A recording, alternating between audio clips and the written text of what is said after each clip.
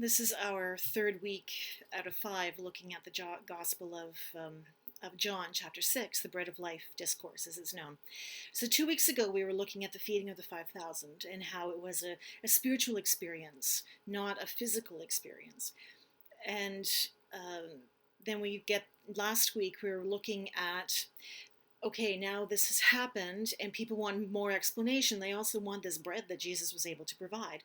So what other things, what other symbolism, what other meanings, what other experience were they bringing into this conversation with Jesus about Jesus is the bread of life? This week, we kind of get everybody standing back a little bit. So Jesus has just told them, I am the bread of life. He has announced, I am God. And the profound nature of that is a little disconcerting for the Hebrew listeners in the first and second centuries. They would have heard this for the first time, because God is God. There's no more than one God. Like how can this being, this person in front of them, be God incarnate in their world? How does that even happen? And Jesus talks about that God gave the responsibility to care for all these people to Jesus. And Jesus wasn't about to just leave them abandoned and let them be. But beyond that, he said, God brings you to me. So I want to, before I even dig further into that, I want to go back to this whole concept of growth and curiosity and wondering how things are. I was reflecting on it and thinking about my own children and how each of them asked questions. They were involved. I'm a very liberal parent as that goes. I'm pretty open-minded about a lot of things. So my kids didn't have a whole lot to rebel against. And so number 1, 2, and 3 were just fine. Number 4, however, provided a wall that I wasn't used to. This argumentativeness, this insistent that they know what was going on.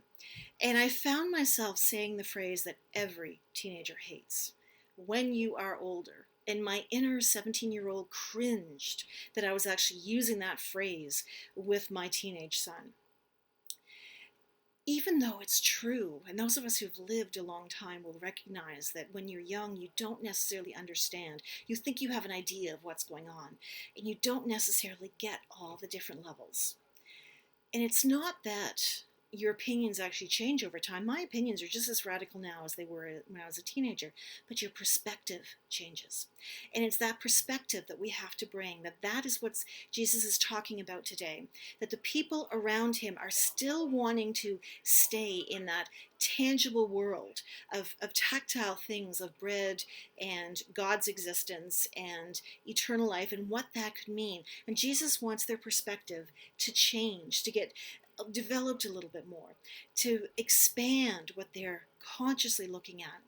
And they just don't know how to let that go. And Jesus tells them, people come to me through God. It's one of the faith 101s that we all have to follow. We as individuals have no power to convince anybody to be a Christian, to follow the Gospels, to do what Jesus wants. We're not open to any of that. That's not in our power, and it's not, quite frankly, not our responsibility. But what is our responsibility is opening those doors, opening those windows, pointing out these opportunities. And that's what Jesus was doing with these people, pointing out, hoping that God had opened their hearts, opened their minds for a new perspective, a new way of looking at things. And they just struggled so hard to get over that hump. And they started to talk to each other like, isn't this Jesus? He's from Nazareth. We know his parents. Like, what's going on here? They were fully prepared to follow Jesus so long as they were getting tangible stuff that they understood. But now Jesus has crossed the line for so many of them. He's identified himself as God incarnate. They're open to the theory, but not necessarily the actual being in front of them. So they're trying to hold on to what they know, what makes sense for them. And again, they come back to our ancestors. They had what was given to them. They didn't need all this extra stuff of believing. They didn't have to listen to stories and teachings that were beyond their comprehension. They were just getting up in the morning and eating. Why can't we be like that again? And Jesus points out to them that people who had manna, they died. But he was promising something else. Now, no one in the crowd, Jesus included, was so naive to think that there was not an understanding of how the world worked. No one thought that we would be given a loaf of bread and that would satisfy us to the end of time. No one thought, well, I'm never going to die. There's a logic to life that everybody recognized. Everybody's going to get hungry every day, several times, wanting to be fed. Real bread, real wine, real food. They knew they were going to die. Jesus is talking about something else, opening our perspective to something else, something far beyond our day-to-day lived reality, where we work, we struggle, we sleep, we eat, we do the best we can with the resources we can, and hope and pray for more, for ourselves, for our families, for the community around us. Jesus wanted to tap into that hope, not necessarily that physical hunger. He was tapping into a spiritual hunger, a bigger hunger, a hunger that said, we can hope that this is going to be provided. We have enough faith to continue us on. Faith does not take away the hard times. In fact, faith is made stronger in the hard times if we're really open to God being in our lives. But Jesus never said anything about turning a blind eye to the reality of the world around us. Jesus was still flesh. Jesus still had to eat every day. He wasn't living on air and promises. He ate with his followers regularly. But there's something else here with eternal life. When God is in your presence, as Jesus was in the presence of these people, there is a spiritual hunger there that can be fed.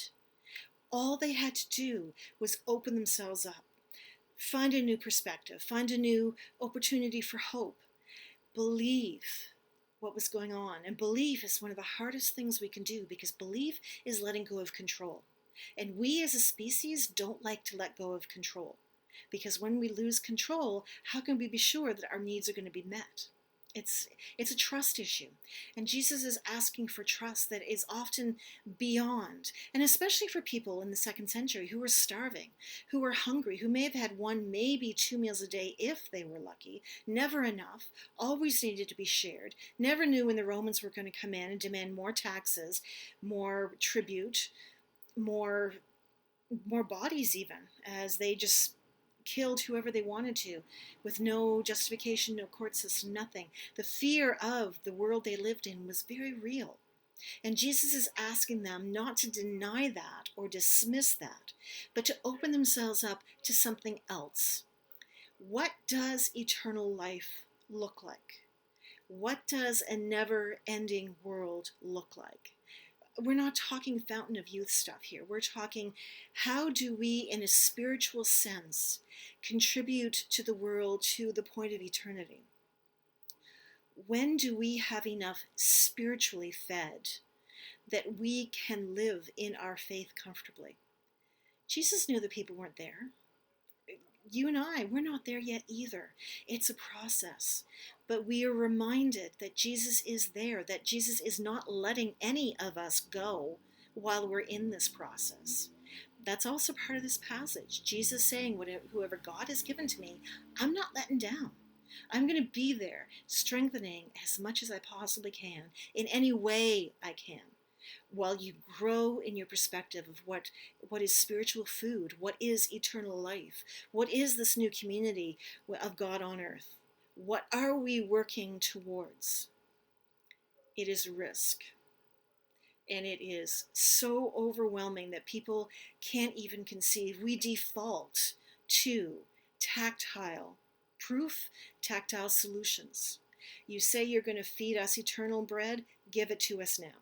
You say you're going to be part of our God forever, what do we have to do to ensure it's going to happen? None of that is what Jesus expected of us. And even when we fail, and even when we lose sight, and even when we call on ancestors and history and personal experience and everything else, none of that is going to separate us from the promise Jesus has made. Jesus never said, you do this and you'll get what you want. Jesus only said, believe. Believe. And you know what? It would have been so much easier if he had said, here, these are my list of 10 things. You go and do this, and then we can talk. Jesus didn't give us that. Jesus gave us something much more profound, something much more difficult, something we will be struggling with our entire lives. But eternity is a promise with resurrection. That's kind of what Jesus was here to show us about. Jesus is not letting us go. God is bringing us to him. There's something here. And we just have to get beyond our tactile expectations, our 17-year-old selves, to look at a new perspective, to open ourselves to what spiritual health will look like. And it's not going to be an easy road, but so rewarding because we know what's at the end. We know what to expect.